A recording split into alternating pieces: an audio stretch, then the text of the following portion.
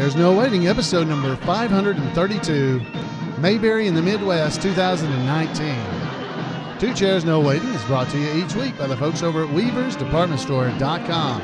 Drop by over at Weavers and pick up Messages from Mayberry. It's a Mayberry Bible study book, a new one. I know you'd enjoy it. Head over and check that out. You might also want to check out the Barbershop Hairstyles print. It's official. So you'll want it. Go check that out. You can hang it on your wall just like at Floyd's. And while you're there, you might want to pick up some Otis Campbell's Better Than Home dark roasted coffee. Mayberry's finest. Drop by over at weaversdepartmentstore.com and check it out. Two Chairs No Waiting is also brought to you by donations from listeners just like you. The executive producer of episode number 532 is Tim Gerbrick. So, Tim, thank you very much. I got to see him up at Mayberry in the Midwest. And this episode is all about Mayberry in the Midwest, or at least partially all about it. So you guys are going to enjoy this, I believe. It's a recap. So back on May 17th through the 19th, I was able to be a part of the 6th annual Mayberry in the Midwest event held up in Danville, Indiana.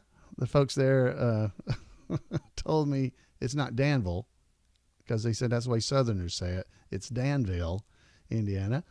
It was a great event, so we're going to be talking about that. And then you're going to hear from Randy Turner with This Week in Mayberry History as well. So, as I said, it was an amazing event, and I just wanted to give you a report about just some of the fun that we had there in Danville as part of Mayberry in the Midwest.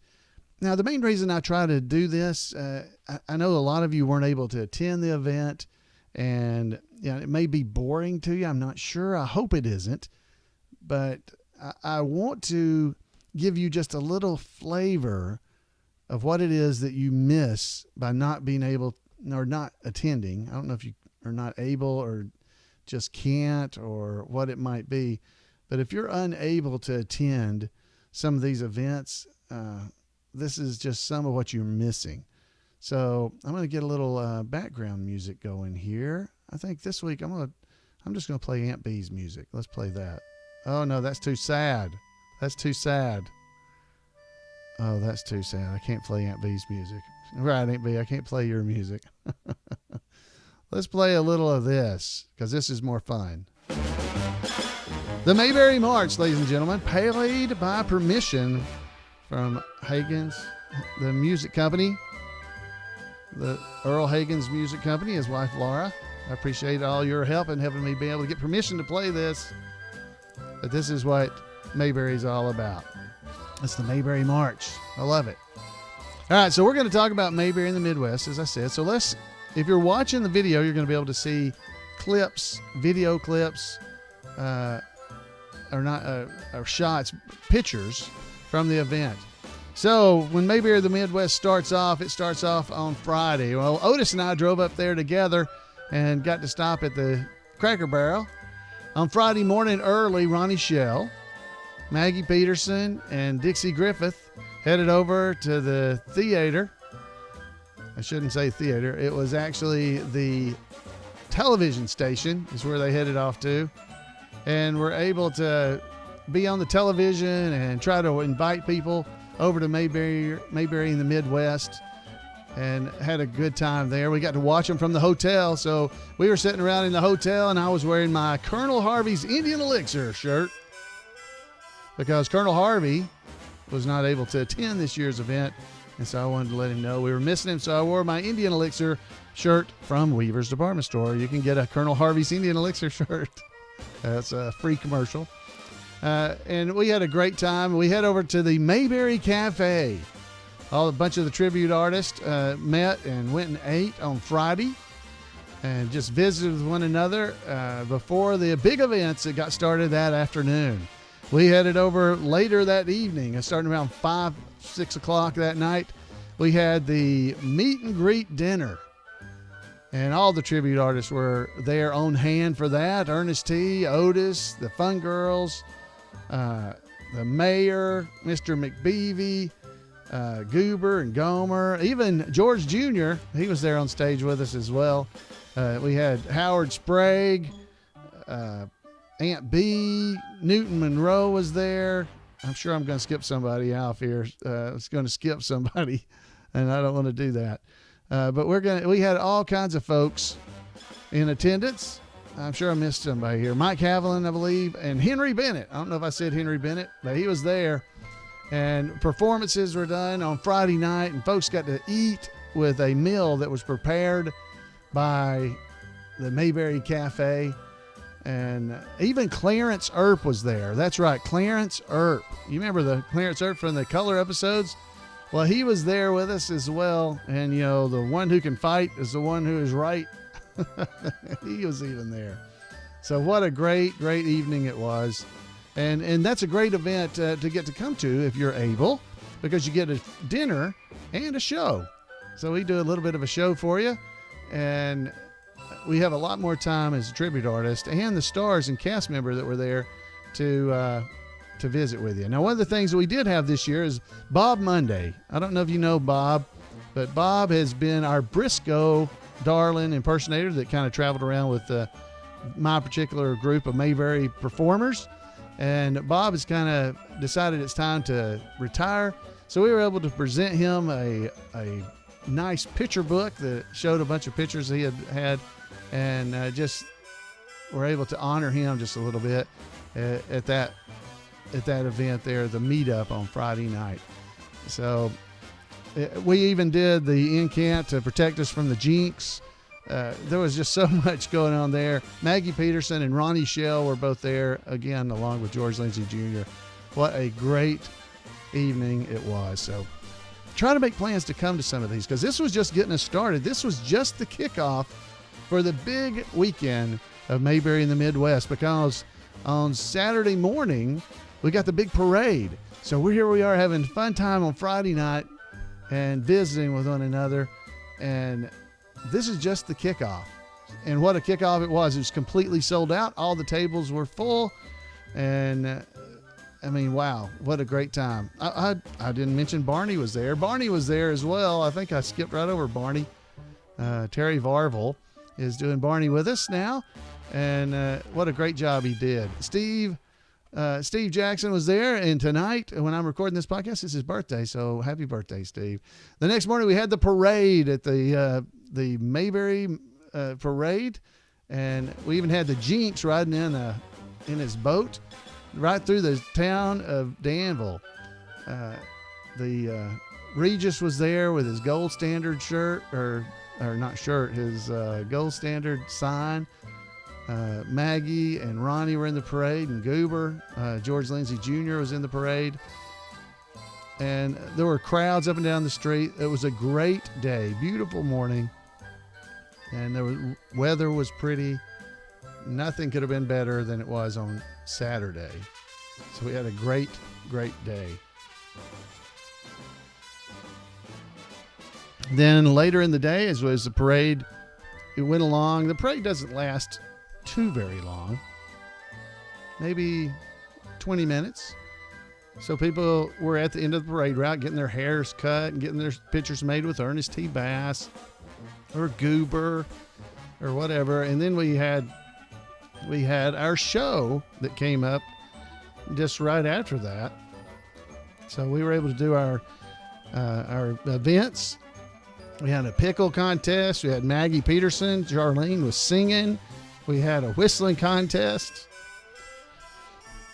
Excuse me. And then we had our show. We did a Mayberry tribute show. We did 4 tribute shows during Mayberry in the Midwest, 2 on Saturday and 2 on Sunday. And not to that, I didn't even include, I don't think we had like I said, the whistling contest, a pie eating contest. They even had a pickle eating contest. Now that was, there were people entering the pickle eating and pie eating contest just because they were hungry. The trivia contest went really well, and all the tribute artists helped reading questions for the trivia contest. Excuse me. I'm coughing here. But things went so well for the day. I don't think I mentioned Dixie Griffith was there with us as we had this event. She's been one of our fun girls. Now that's Andy's daughter, if you didn't know. is Dixie. If you ever see her, she's the fun girl. She's usually in a yellow dress. And folks, it was just a great time we had there at Mayberry in the Midwest. We did two shows. We did a 12:30 show and then a 4:30 show on Saturday. Then on Sunday, well, we had some rain, so it wasn't quite as well attended, but we still did a 12 o'clock show and a 4:30 show on Sunday as well. We had all kinds of skits that you may have seen us do before. If you've been to any of the Mayberry events, we had Gomer being inducted in the Marine Corps, Ernest T. singing Old Aunt Mariah, the fun girls visiting with Gomer and Goober. We had Otis getting run off the stage by Aunt B with a broom because he had escaped from the rock. Then later in the day, we had the Mayberry Squad Car Nationals. And if you've ever been to the Mayberry Squad Car Nationals, they do an obstacle course race where the drivers of the car, there's a driver and a runner, and the runner gets out and does different events like try to shoot some tin cans with a slingshot, or fix a peanut butter and jelly sandwich for Leon, or put pickles, do a pickle switch operation. So they take the pickles and put them in a different jar. Newton Monroe was on the street selling stuff all day. It's a great time. You could get stuff from Newton Monroe. You could get autographs from the different tribute artists. We even had John Lane. Now, John Lane is a young man who has a podcast called Goober Says Hey. Now, it's on hiatus. You can still listen to the old versions, but he doesn't have any current ones. But he was there as young Andy Taylor. So he was there visiting with us as well. Folks enjoyed getting to see him. He's only about 20 years old, so I appreciate John showing up and just being there. And ladies and gentlemen, the Grascals, the bluegrass band, the Grascals were there that evening with a free concert. And not only did they sing, but they allowed Maggie Peterson to get up on stage, and she sang Salty Dog and a couple of other songs with the Grascals. I think they may have sang There's a Time, if I'm not mistaken. And wow, what an evening. All the tributes were there visiting and enjoying it. And Maggie was amazing with the Grascals. What a fun thing to see as we went through that day. And Saturday, that basically topped off the day on Saturday with the Grascals concert. Then on Sunday morning, they have a Bible study there at the stage. It's a free stage.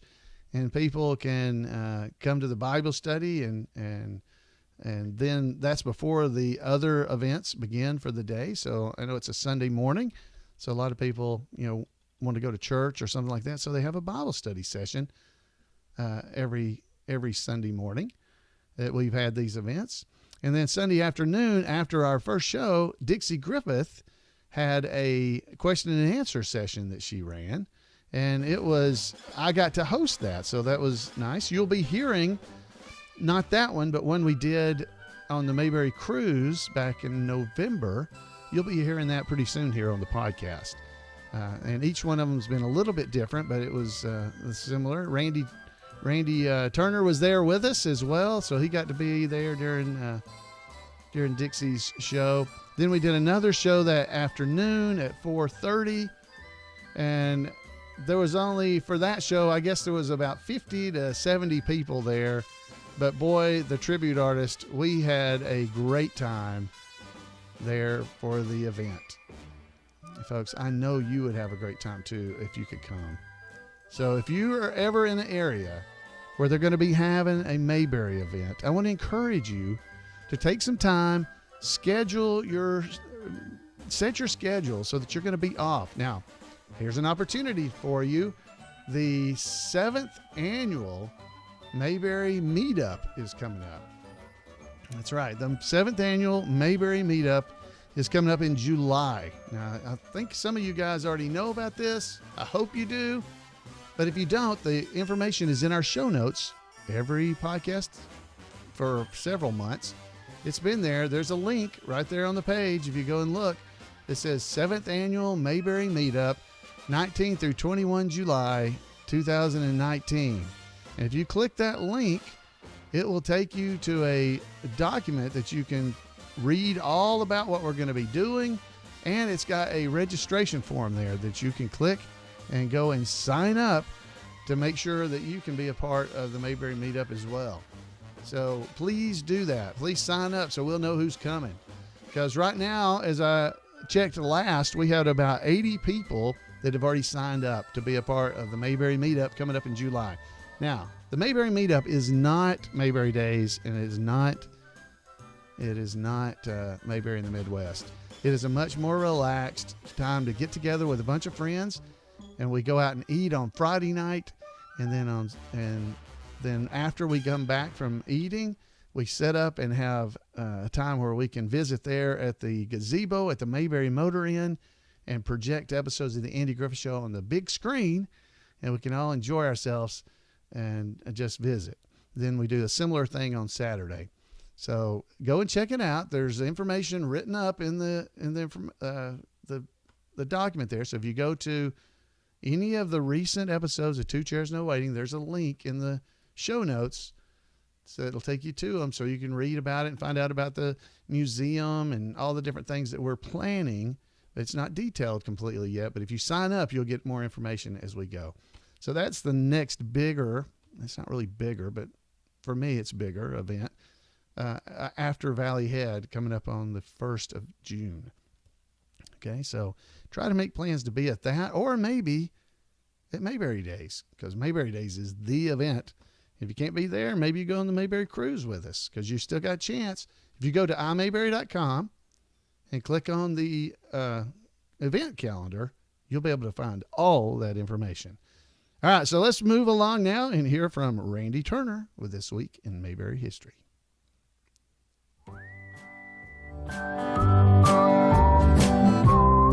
Welcome to This Week in Mayberry History, a report by special correspondent Randy Turner of the Gomer and Cooper Pyle Comic Book Literary Guild of the Mayberry Historical Society.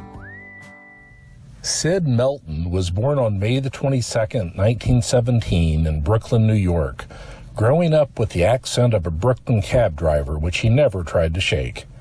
Sid was exposed to comedy from the beginning, as his father was Isidor Meltzer. Melton was Sid's stage name, a well-known Yiddish comedian. Barely 5.5 feet tall, with a wide, thin grin that seemed to stretch from ear to ear, Sid accepted early on that he would work most often in comedic roles. His stage debut was in a 1939 touring production of the play See My Lawyer. 2 years later, he was cast as Fingers in The Shadow of the Thin Man.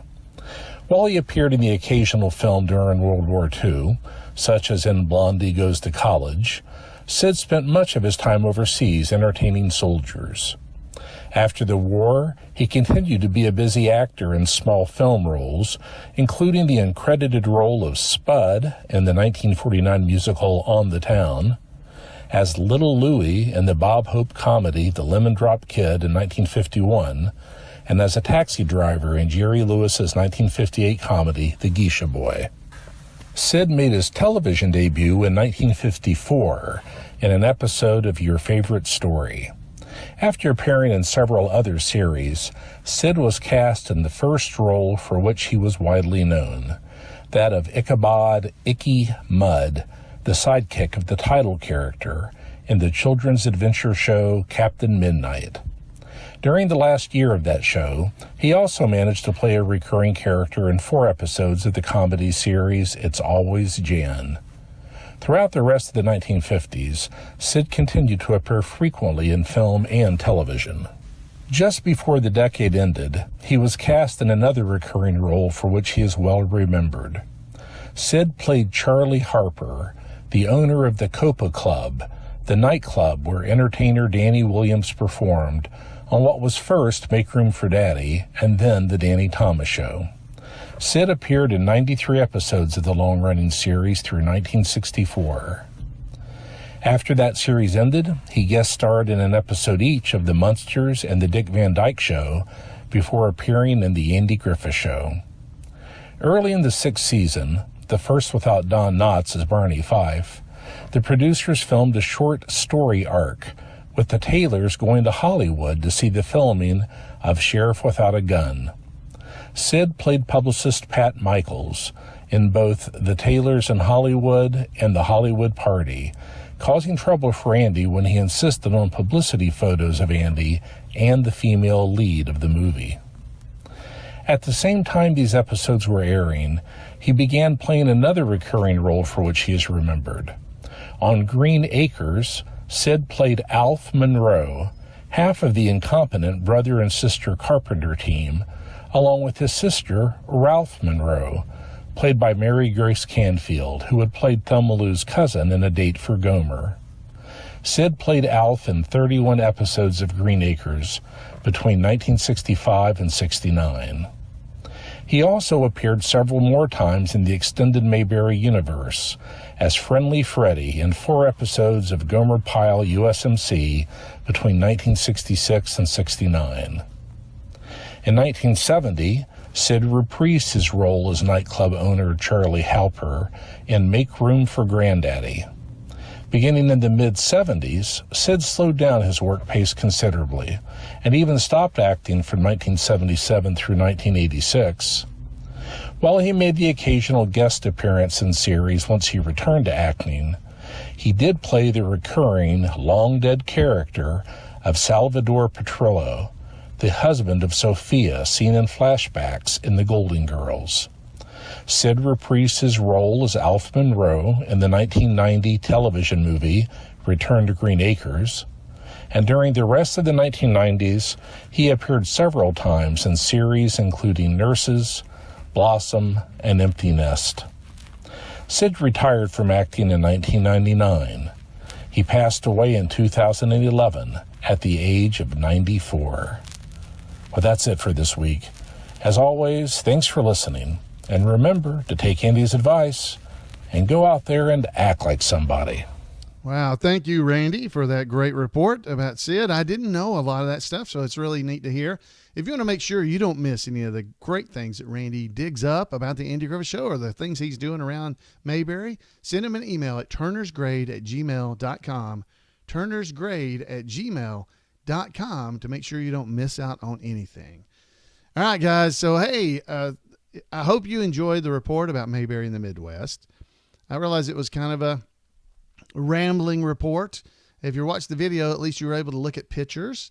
If you didn't watch the video, hopefully you still enjoyed the report. And a lot of the pictures have been out there on the internet. And I want to thank Donna Rogers, because that's where almost all the pictures that I used came from. She took so many pictures. I'm sure I took some from Steve Jackson as well. He took a lot of pictures. But wow, there were so many pictures out on Facebook and that were posted out there. It was amazing how many pictures there were from Mayberry in the Midwest. So thank you to those who took pictures, because those of us who are part of the shows don't get to see everything that you see. So I thank you for that.